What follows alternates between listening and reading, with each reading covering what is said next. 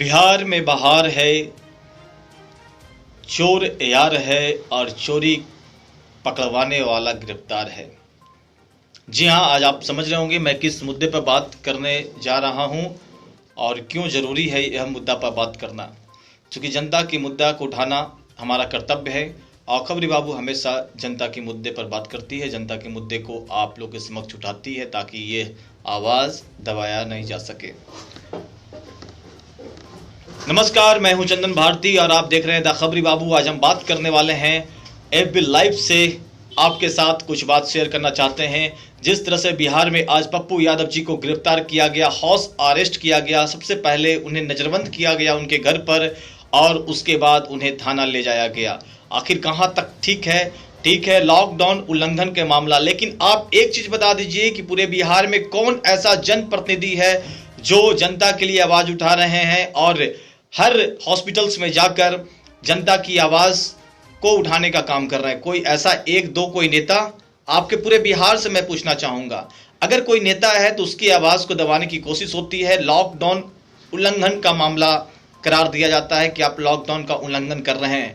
एक सवाल हम आपसे पूछना चाहते हैं, यह सवाल बहुत बड़ा है। किसी भी अच्छे कार्य को करो तो सरकार और सरकार के जो मुलाजिम होते हैं, प्रशासन होती है, वो हमेशा कहती है सरकारी काम में बाधा करने। वाह, एक रटा रटाया डायलॉग हमारे बिहार पुलिस के पास में है। अगर आपको पकड़ना है तो आप पर सीधा इल्जाम करेगी सरकारी काम में बाधा डाल रहे हैं, इसलिए आपको अरेस्ट किया जाता है। किस तरह का सरकारी काम, कैसा सरकारी काम, कैसा स्वास्थ्य विभाग, कैसी सरकार, कोई बता सकता है?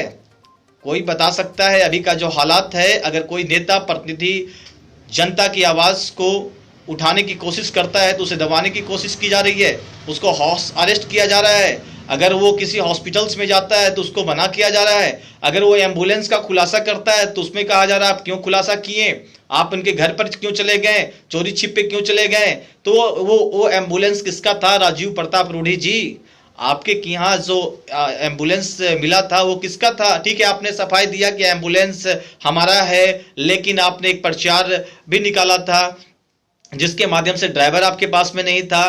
तो ये मामला वहीं पर खत्म हो जानी चाहिए। ये नहीं कि उस मामले को तूल देकर किसी नेता पर, किसी प्रतिनिधि पर जो पूर्व प्रतिनिधि हैं, जो जनता के बीच में जाकर ठीक है आवाज वो उठाए। पप्पू यादव जी ने आपके आवाज पर जाकर कहा कि एम्बुलेंस यहाँ 30 से 40 की संख्या में, जो भी संख्या में होगी, तो आपको इसमें आगे आगे करना था। ठीक है, आपके पास ड्राइवर है तो दीजिए। पप्पू यादव जी ने वहां पर ड्राइवर की फौज भी खड़ा कर दी। आपको साझा करके कार्यक्रम करके निकालना था कि नहीं भैया, एम्बुलेंस भी चलने लगता और रोगी भी बचते। जो चीज आपके पास में साधन नहीं था, किसी अगले प्रतिनिधि ने कर दिया, तो उस पर भी आपने आवाज उठाया। आपके जो भी पीए हैं आवाज उठा रहे हैं कि वहां की राजनीति, मधेपुरा की राजनीति करें, यहाँ की राजनीति नहीं करें। अगर मरने वाले को बचाया जाता तो इसमें राजनीति करने की क्या बात है?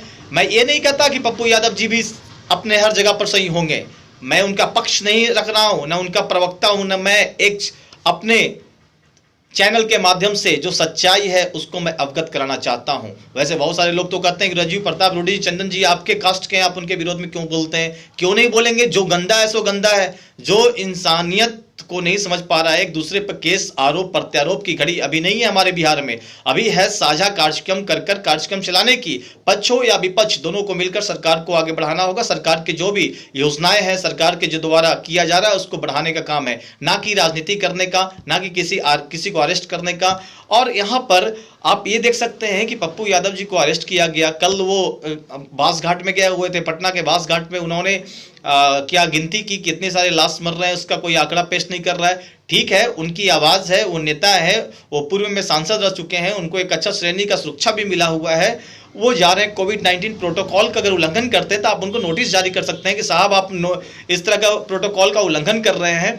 अगर ठीक है, कोई जनता प्रतिनिधि अगर कोई जाए तो ये क्यों जाएंगे? जो जनप्रतिनिधि अभी हैं, मैं गया शहर से बिलोंग करता हूं, हमारे प्रतिनिधि जो भी हैं डॉक्टर प्रेम कुमार जी, उन्हें भी आना चाहिए। पूरे प्रमंडल में घूमना चाहिए, चूंकि जनप्रतिनिधि हैं, बिहार सरकार के 2-2 3-3 बार मंत्री रह चुके हैं, उनको भी हर हॉस्पिटल्स में जाना चाहिए, छोटा छोटा हॉस्पिटल में जाकर पूछना चाहिए। चूंकि आप मंत्री हैं, आपको जनता ने चुना था, जनता ने बनाया था, नगर के विधायक हैं आप, तो आपको भी जाना चाहिए। उस तरह से जितने भी विधायक सांसद हैं, आपको अपने हॉस्पिटल्स में जाने का तो हक है, क्योंकि आप जनता के प्रतिनिधि हैं। अगर आप ही नहीं जाएंगे तो कौन जाएगा? अगर दूसरा पार्टी का नेता जाता है तो उसमें भी आपको बुराई लगती है।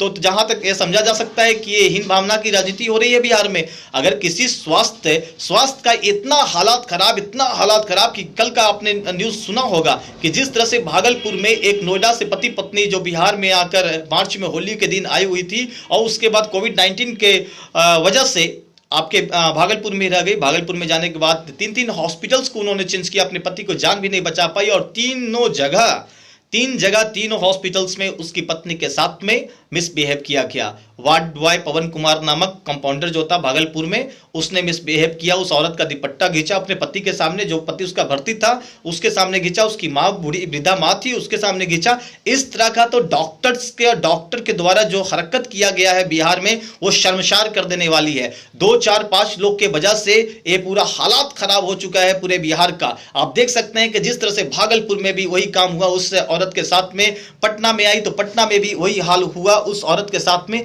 आखिर यह क्या है? स्वास्थ्य के नाम पर इस तरह का लूट, इस तरह का खसोट, इस तरह का बदतमीजी कभी भी बर्दाश्त नहीं किया जा सकता है। आपको कंपाउंडर बनाया गया है, जनता की सेवा करने के लिए आपको पैसा दिया जाता है। उस औरत का अगर कहानी आपको मैं बताऊं कि इस वीडियो के बाद मैं उस लिंक को मैं डालने वाला हूं अपने फेसबुक के माध्यम से भी। जितने भी हमारे फेसबुक फॉलोवर हैं आप शेयर करते जाए। आपसे मैं यही कहना चाहूंगा कि मुझे प्रमोट नहीं करना है अपने चैनल को, मुझे पैसा देकर प्रमोट करने नहीं आता है। आपकी आवाज को मैं उठाया हूं और आप इस आवाज को आगे बढ़ाएं। आपसे यही मैं कहना चाहूंगा, इस वीडियो को ज्यादा से ज्यादा शेयर करें ताकि एक अच्छा आवाज पहुंच सके सरकार के पास में और वो बुलंद तरीके से एक्शन ले। क्योंकि जो स्वास्थ्य का हालात बिहार में हो चुका है, मैं आपको बता दूं कि कल की घटना है फतेहपुर, गया में एक फतेहपुर थाना है, 70-80 हजार रुपया झोला छाप डॉक्टर, जिसकी क्लिनिक का कोई सर्टिफिकेट्स नहीं है, जिसका कोई उचित प्रमाण पत्र नहीं है कि वो क्लिनिक चला सके, उस तरह का डॉक्टर और उस तरह का क्लिनिक का मालिक संचालक 70-80 हजार कोई भूया करके शख्स है उनको वहां भर्ती कराया गया था, जिसके बाद उससे 70 हजार रुपया लिया गया। 20 हजार रुपया और नहीं देने पर उसके मरीज को 20 सड़क पर कर दिया गया। तब जाकर पुलिस के हस्तक्षेप से उस क्लिनिक को सील किया गया। इस तरह के कई जगह जो प्राइवेट हॉस्पिटल्स हैं मनमानी तरीके से कोरोना पेशेंट से लूट खसोट मचा रहे हैं पूरे बिहार में, इसकी जांच होनी चाहिए। बिहार सरकार का भी मैं स्वागत करूंगा, जिसने एक धावा दल बनाया है जो स्वागत करने योग्य है सरकार का, उसका हम स्वागत करते हैं। लेकिन किसी भी नेता को रोकने का हक किसी को नहीं है, किसी प्रतिनिधि को नहीं है। वो कोई पप्पू यादव जी अपने स्वार्थ के लिए नहीं जा रहे, अगर वो चाहते तो घर में खुद आइसोलेट होकर अपने काम करते। ठीक है, उनकी राजनीति चमकानी या न चमकानी तो बात की बात है, लेकिन जो जनता की सेवा कर रहा है वो जनहित में है, इसको कभी नकारा नहीं जा सकता है। और सचमुच गिरफ्तार कर आप कईयों के दिल में इस तरह का विपक्ष, कईयों के दिल में पप्पू यादव जी जगह बना चुके होंगे। लेकिन कहां राजनीति यहां पर नहीं होनी चाहिए। यहां पर पक्ष हो या विपक्ष हो, दोनों को आगे आकर जो कोविड-19 प्रोटोकॉल है उसका पालन करें। ठीक है, पप्पू जी कहीं कहीं पर पीपीई किट पहनकर नहीं गए तो उनको वो बोला जाना चाहिए था, ठीक है साहब आप प्रतिनिधि हैं, आप पीपीई किट पहनकर जाइए किसी भी हॉस्पिटल्स में, आप अपने अंगरक्षक को कहिए ज्यादा भीड़ मत लगाइए, ये कहा जा सकता था। लेकिन गिरफ्तारी करना कहां तक जायज है? अपने कमेंट बॉक्स में जरूर अपनी राय बताएंगे, क्योंकि हर आवाज, हर चीज को हम आपके सामने, जनता की आवाज को अपने चैनल के माध्यम से, अपने फेसबुक के माध्यम से, अपने जितने भी सोशल मीडिया के प्लेटफॉर्म है उसके माध्यम से मैं उठाऊंगा, उठाता रहूंगा। जो जायज है, जो जायज है, न सरकार के पक्ष में न सरकार के विपक्ष में, जो जनता के हित में होगी मैं आपके सामने लेकर आऊंगा। बड़े बड़े चैनल, बड़े बड़े मीडिया, सिर्फ जिस तरह से आर भारत हमारे चैनल हुआ करते, अभी है, हुआ क्या करते थे, अभी है सब जितने भी रंगीन टीवी हैं, आज तक, जी न्यूज, उन जिस मुद्दे को उठाना चाहिए उस मुद्दे को सही तरीके से नहीं उठा रहे। उनसे भी गुजारिश करना चाहूंगा कि आप एक सैटेलाइट प्लेटफॉर्म में आपको भी आवाज जनता की मुद्दे को उठाना है, ना कि आप किस तरह से आवाज उठाते हैं। जनता तो भली बात जानती ही है, अगर सोशल मीडिया नहीं होता तो बहुत सारे लोग मौत मारे जाते हैं। मैं शुक्रगुजार हूं सोशल मीडिया का, और जितने भी अच्छे अच्छे लोग जो सोशल मीडिया से जुड़े हुए हैं, आवाज अपनी बुलंद करते हैं। मैं यही चाहूंगा कि इस आवाज को, इस वीडियो को रुकना नहीं चाहिए, ज्यादा से ज्यादा शेयर करें। तो मैं बात कर रहा था स्वास्थ्य विभाग की जो हालात खराब है, इस पर सरकार को नजर रखना पड़ेगा, नजर देना पड़ेगा, चूंकि बहुत सारे जगह लूट खसोट जो मचा हुआ है। प्राइवेट क्लिनिक वाले जो पिछला फर्स्ट टाइम आया था तो डॉक्टर घर से नहीं निकलते थे, डॉक्टर घर से नहीं निकलते थे कि उन्हें कोरोना हो जाएगा। और इस बार कोरोना के हर कोई डॉक्टर बनकर बैठा है, हर कोई मनमानी तरीके से फीस, मनमानी तरीके से वो मतलब जितने भी होते हैं फीस वो कलेक्शन कर रहे हैं, कभी ऑक्सीजन के नाम पर, कभी दवा के नाम पर, कभी किसी भी तरीके के इंजेक्शन के नाम पर इस तरह से लूटे जा रहे हैं। तो मैं गुजारिश करना चाहूँगा कि आप देख सकते हैं कि किस तरह से ये कोरोना महामारी के दौर में हर कोई सुरक्षित नहीं है। इसलिए डॉक्टर से भी गुजारिश करना चाहूँगा, कुछ डॉक्टर की वजह से बहुत सारे अच्छे डॉक्टर भी हैं जो हमारे समाज में हैं, हमारे इस बिहार प्रदेश में हैं, वो भी बदनाम हो रहे हैं। कुछ डॉक्टर की वजह से पूरे बिहार में जो अच्छे अच्छे डॉक्टर हैं उन्होंने भी अच्छा काम किया है, वो भी बदनाम हो रहे हैं। मैं बता दूं कि एक ऐसा वाकया हुआ एक जगह हिंदुस्तान का कि एक डॉक्टर जो खुद उसके परिजन उसके लाश को नहीं लेने आए तो डॉक्टर खुद उसके कंधा देता है। उस तरह के डॉक्टर को सलाम है हमारे चैनल की ओर से, हमारे ओर से और अच्छे सारी जनता की ओर से, सारे दर्शकों की ओर से, कि डॉक्टर को सलाम, उस तरह के डॉक्टर को सलाम किया जाता है, ना कि उस डॉक्टर को जो कि मरीज के अटेंडेंट को दुपट्टा खींचे, कमर में हाथ लगा, इस तरह के शर्मसार। इस पर कार्रवाई नहीं, बहुत बड़ी कार्रवाई होनी चाहिए। प्रशासन, जो भागलपुर के प्रशासन है, जो डीएम एसपी है, संज्ञान में लेकर उसे जल्द से जल्द गिरफ्तार किया जाए। अगर बात सही है, सही पाया जाता है, तथ्य पाया जाता है तो उसे गिरफ्तार करके अच्छी धाराओं में बुक किया जाए। क्योंकि इस तरह के करने वाले से हौसला बढ़ते जाएगा और कई इसके देखा देखी करते रहेंगे।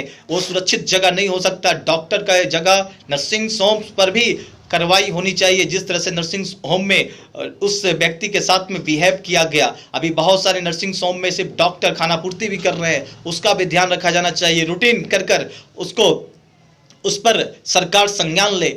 चूंकि जिस तरह से मरीजों के साथ, मरीज के परिवारों के साथ में अत्याचार किया जा रहा है बिहार में, एक माफी के काबिल नहीं है। सरकार इस पर एक्शन ले। सरकार आप हैं, सरकार आपके द्वारा चलाया जा रहा है। अगर सरकार कोई भलाई के लिए अच्छा काम करता है तो आपका एक नारा होता है, सरकारी कार्य में बाधा करने के विरोध में इसे अरेस्ट किया जाता है। एक कहाँ तक सही है, इस सवाल का जवाब अपने कमेंट में आप जरूर दें। चूंकि ये बिहार है, बिहार को बदलना अगर है तो सबको ठीक होना पड़ेगा। कोरोना महामारी के दौर में सभी लोग अपने घर में रहें, मास्क लगा कर रखें और दूरियां बनाकर रखें। जो भी जरूरत का सामान हो तो भी घर से बाहर निकलें। यही हमारी चैनल और हमारी ओर से विनती है। लेकिन बिहार सरकार के हुक्मरान नीतीश कुमार से भी मैं रिक्वेस्ट करना चाहूंगा कि जिस तरह से आप पप्पू यादव जी को गिरफ्तार किए तो ठीक है, तो उसका भी आप सफाई अपनी ओर से पेश करें। चूंकि आप सरकार में बैठे हैं और जिस तरह से उनके घर से अरेस्ट करना, अगर कोई व्यक्ति, कोई जनप्रतिनिधि, जो पूर्व प्रतिनिधि जनता के बीच में जाकर जनता के बात को भलाई के लिए काम करता है तो वो उसको अरेस्ट कैसे किया जा सकता है। ठीक है, आपका कहना होगा कि लॉकडाउन का उल्लंघन है, इसके तहत उन्हें गिरफ्तार किया गया, वो जहां जा रहे हैं भीड़ हो रही है। लेकिन अगर जनप्रतिनिधि नहीं जाएगा तो कौन जाएगा? सवाल यहां पर ये होता है। जनता तो जा नहीं सकती है, जनता को तो आपने लॉक कर दिया है। जनता को लॉक होना भी मजबूरी था, वो आपने किया भी, चलिए सही था, जिसके बदौलत कुछ रेशियो घटा भी है जहां तक मालूम है, जहां तक मालूम चल रहा है। लेकिन अगर जनप्रतिनिधि नहीं जाएगा तो जन समस्या का निदान कौन करेगा? आपके जनप्रतिनिधि क्यों नहीं जाते हैं? वर्चुअल मीटिंग से कितना काम हो सकता है? आपके प्रभारी आपने बना दिया है सभी जगह से रिपोर्ट लेने से, ठीक है, लेकिन जनप्रतिनिधि को भी जमीन पर आना ही पड़ेगा, तभी जाकर उस चीज का निदान होगा। क्योंकि बहुत सारे गरीब आपके वर्चुअल रैली, वर्चुअल चीज से नहीं जुड़े हुए हैं। भारत एक गरीबों का देश है, बिहार उसमें भी गरीबी रेखा के नीचे से बसर कर रहा है। लेकिन यहाँ पर जो हालात बनी हुई है बहुत ही खराब है। सरकार को देखना पड़ेगा कि सरकार के जो भी जनप्रतिनिधि हैं, जितने भी विधायक, उनको मैदान में आना पड़ेगा, तभी जाकर इसका निदान होगा। जनप्रतिनिधि नहीं जाएगा तो कौन जाएगा? जनता वोट उसको देती है, जनता अपने विधायक को जानती है, जनता अपने सांसद को जानती है। आप अगर आपके नहीं जाएंगे तो दूसरे पार्टी के भी आएंगे तो आप कैसे रोक सकते हैं? उन्हें भी भलाई करने का मौका क्यों नहीं दिया जाता? क्यों अरेस्ट किया जाता है? ये तो सवाल है। सवाल आप पर छोड़ जाते हैं। अपने विचार, अपने जो भी कमेंट्स जो भी हैं, आप हमारे कमेंट बॉक्स में डालें। इस वीडियो को ज़्यादा से ज़्यादा शेयर करें। आप देख रहे थे द खबरी बाबू। अगर यूट्यूब पर आप मुझे देख रहे हैं तो चैनल को सब्सक्राइब करें, पेज पर देख रहे हैं तो फॉलो करें, और भी कई प्लेटफॉर्म पर देख रहे हैं तो मुझे और हमारे चैनल्स को फॉलो करें। तब तक के लिए विदा लेता हूँ आपसे। फिर मैं नए टॉपिक, नए मुद्दा पर अपनी बात को लेकर आऊँगा। तब तक के लिए धन्यवाद, शुक्रिया।